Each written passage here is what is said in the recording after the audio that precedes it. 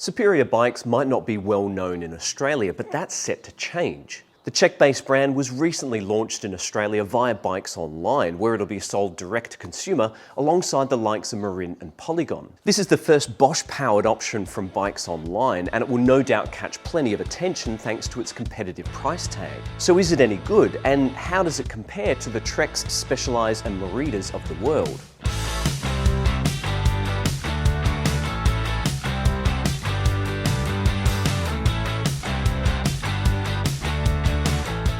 The Superior eXF is a long-travel e-bike designed for all-round riding.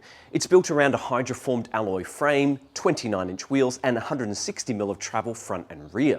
It's powered by a Bosch Performance Line CX motor and a removable 750 watt-hour battery. You'll find the system controller integrated into the top tube and a wireless mini remote up at the bars for changing the motor's assist levels. The Superior eXF is only available in 3 sizes, that's medium, large and extra large. The geometry looks pretty sorted with a 64-degree head angle and a 77-degree effective seat tube angle. The reach is reasonably long at 485mm on our size large test bike, and the rear centre length is pretty short at 446mm. There are a couple of question marks, however, the first being that the head tube length and stack height is the same on all 3 frame sizes. Combined with the low-rise handlebar, taller riders are likely to struggle to get the grips high enough. Secondly, all 3 frame sizes come with the same 150mm travel dropper post. Now that's tolerable on a medium, but it's too short for the large and the extra large. With that in mind, we'd suggest that taller riders will want to consider upgrading to a longer travel dropper post and a wider handlebar with more rise to help dial in the fit.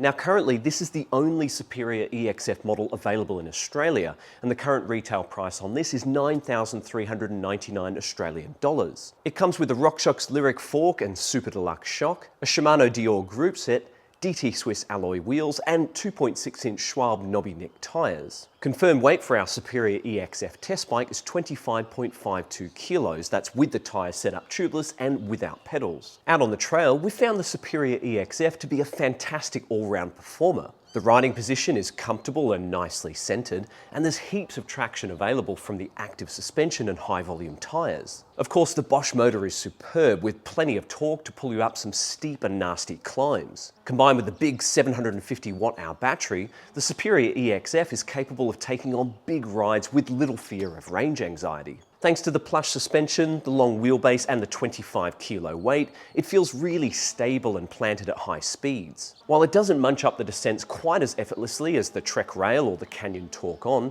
it still loves to plough chunky sections of trail and rarely feels unsettled. The RockShox suspension does a great job of keeping the overall heft under control, though it does take some muscling around tight corners. On steeper and tighter trails, we did wonder how the Superior eXF would go with a smaller 27.5-inch rear wheel. This isn't a short or a lightweight bike, and that means it can build considerable momentum whenever you're pointed downhill. That's great for when you're charging off the brakes, where the dual 29-inch wheels provide masses of stability and grip. The downside is that it can feel a bit difficult to wrangle when the trail twists and turns on you in a hurry. As such, we'd love to see Superior add a flip chip to allow you to run a 27.5-inch rear wheel. As it stands, this bike is definitely more planted than playful. Part of this is also due to the ground-hugging suspension, which places a greater emphasis on sensitivity and grip over outright support. We did hit full travel on quite a few occasions, and while it was never a harsh metal-on-metal sensation, we'd recommend that harder-hitting riders consider fitting a volume spacer or 2 to the rear shock to add some progression.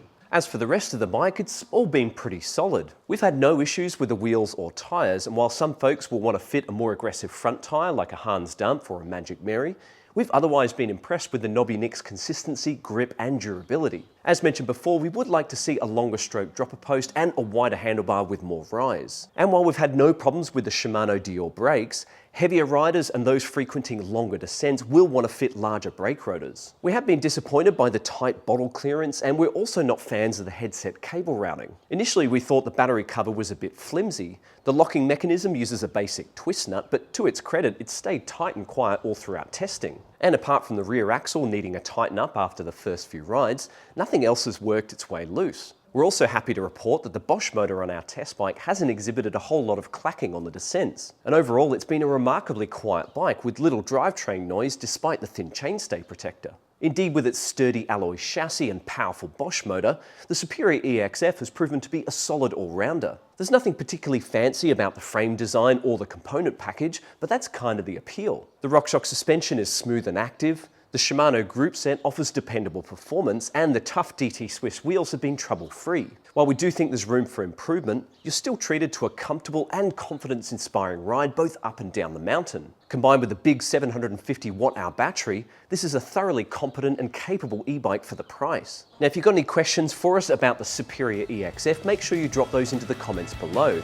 Otherwise, we hope you've enjoyed this video review, and we'll see you next time. Tooroo!